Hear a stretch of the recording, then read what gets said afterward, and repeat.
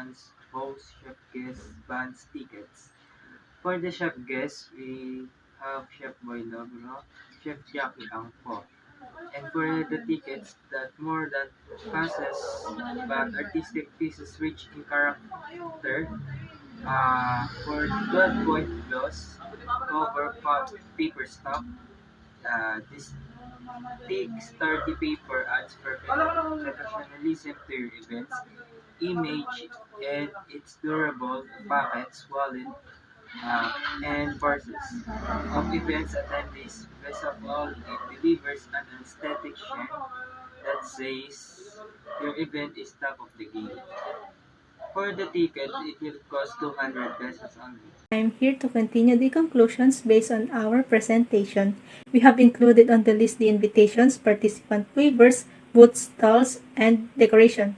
The invitation were included for the purpose, of course, inviting suppliers, participants, and other people to come and see our event. Decoration as well were simple. Tables were covered with a cream white colored clothing together with the chairs. For booths, also called as stalls, we designed it based on the participant choice and theme. Waivers were used for the participants' approval for joining the event, and for whatever will happen in the venue will not be covered by the facilitators. The tables that needed for this event is estimated of 150 pieces with white table napkins and covers. For the chairs, we use 500 pieces for this event with white covers. Banners and tarpaulins are used for the welcoming of the participants and showing their different kinds of food fusion. The estimated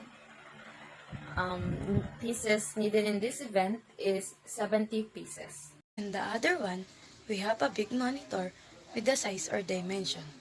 The dimension is 30 and the standard 18 by 24 and the widescreen is 14.71 by 26.15. And of course, we will not lose the sound system.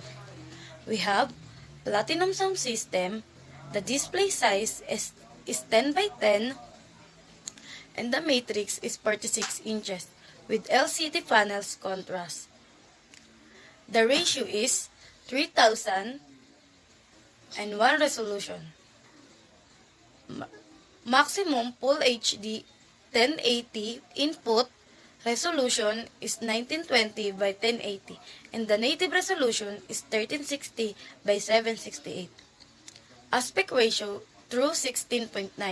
And about our lights, we have LED for clarity and also in our video and the photographer who hired me or we took is full package or all in.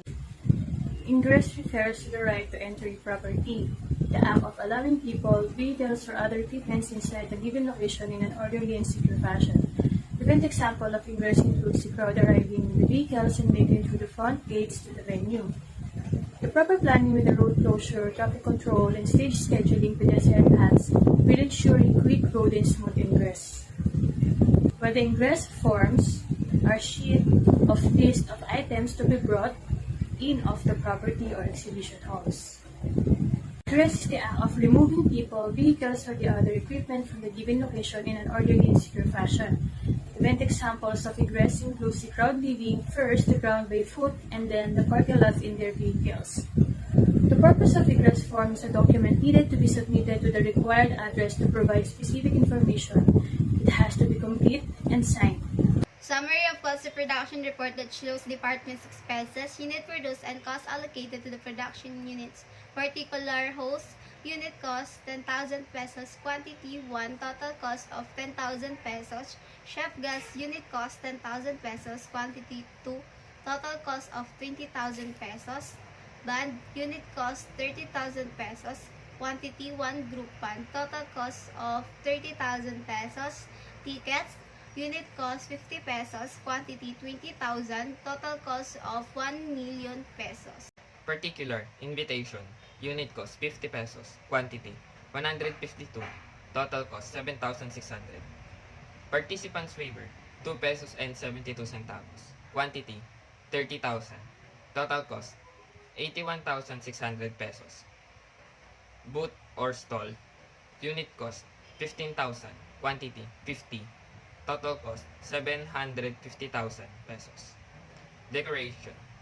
Decoration. Unit cost 3,250.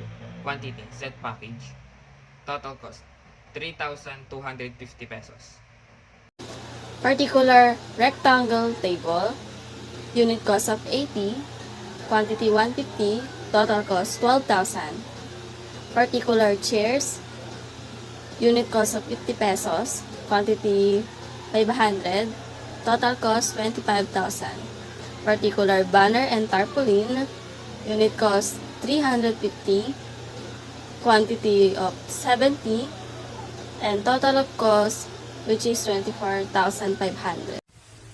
Here in particular, we have LCD monitor, the unit cost 25,000, the quantity 1, and the total is 25,000.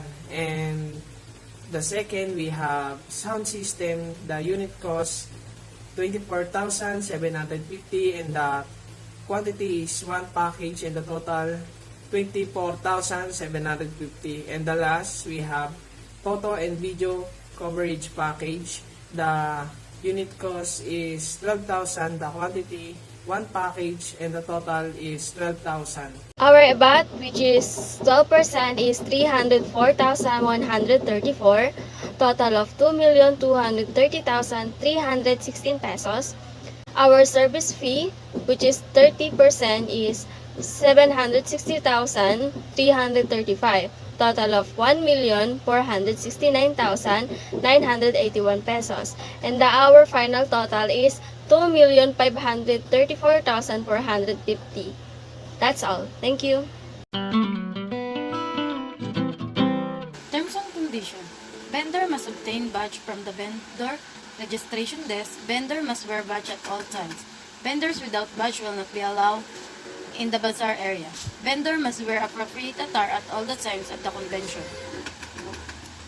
Dapat, ang mga nagtitinda sa loob ng bazaar ay may mga badge para malaman kung vendor ka talaga, at dapat lagi mo itong suot sa loob ng bazaar para magkaroon ng pagkakakilanlan, at syempre dapat lahat ng vendor ay nakasuot sa naaayon para malaman kung ikaw pa talaga ay isang vendor sa loob ng bazaar. All items displayed or sold in the bazaar must meet required standard. So, we make sure our product is tested and proven, and you can count on it to be durable and you won't regret buying it. Number 5. Vendors are allowed to sell food, snacks, or beverage in the bazaar area. So, for our event was beautiful and excitement, we allow the vendor to sell the food, which is snacks or beverage, and make sure our events is alive and there are many customers to choose from in this event. Number 6. All vendors must confine their activities and display within their respective booths and should not obstruct view or access to neighboring display booth. Vendor for profit or non-profit are not allowed to solicit outside of their assigned booth area. So, vendors are not allowed to seek for solicitation inside or outside the booth. Vendors are not allowed to go outside and or going to other booths. Vendors must stay on their respective booths. Vendors are not allowed to move from their assigned booth to another booth, take additional booth space, or move tables or chairs, drapes, or poles from another booth. Here, the participants or vendors must stay with their assigned spaces. Vendors who do not stipulate size or fit with the space allocation will be relocated or removed from the exhibition or market. Vendors using audio-visual equipment must keep the volume low and acceptable to neighboring vendors. If you need an electric outlet, please let us know so we can forward the information to the hotel. A fee must be charged. Here, the vendors need to comply with lowering their volume to be fair with other vendors. If they need an additional outlet, they need to inform the office so they can assist them to avoid electric malfunction or incidents. Number 9 in the terms and condition is booths must be always kept clean. This is to maintain cleanliness and ensure health safety measures of the customers. It is also to avoid contamination with the other products. Next, We are not responsible for any theft, damage, injury, or any loss during the convention. It is the sole responsibility of the vendor to maintain insurance coverage for their business. This explains that any damages made while the event is going on will not be shouldered by any officials of the event. Vendors will be responsible for any damage caused by them, the booth, or any property. No vendors are permitted to solicit funds and perform any kinds of fundraising activities at their respective booth. No vendor are permitted to solicit or have any public meeting on their booths or in any area on their convention. Violators to this rule will be asked to shut down and leave the premises. Second, no refund will be granted. Your booths will be canceled if your credit card is declined. So guys, why do we need to follow this term and condition? We have to follow the rules to avoid any ruining in the event, and the event will be successful and also to be better to other event. And second, always check and secure your credit cards to avoid any problems. We reserve the right to reassign booths of same categories to any vendors. This is to ensure that all of the vendors are selling the same food fusions at a given place. For example, Food Fusion of Japan is not allowed to go with the American Food Fusion. Okay, next.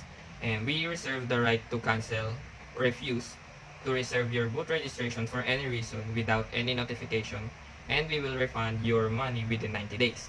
This will go when the vendors are not following the rules, and not following the rules will result into cancellation of your booth registration, and the notification will not you will not get any notification from us, and just we will give your money back in 90 days. If you require an electric outlet, you must submit the required form. So, the event organizers and technical crew is aware for the electrical outlet that you bring to that event, because any technical error or damages is not our responsibility. And next, vendors should ingress 1 day before the event, so they have 1 day preparation for the things that they need to that upcoming event. Vendors should egress after the event, meaning all the things that are listed in ingress must be complete and arranged properly, and no possible damages after the event. Next is that all sales are final.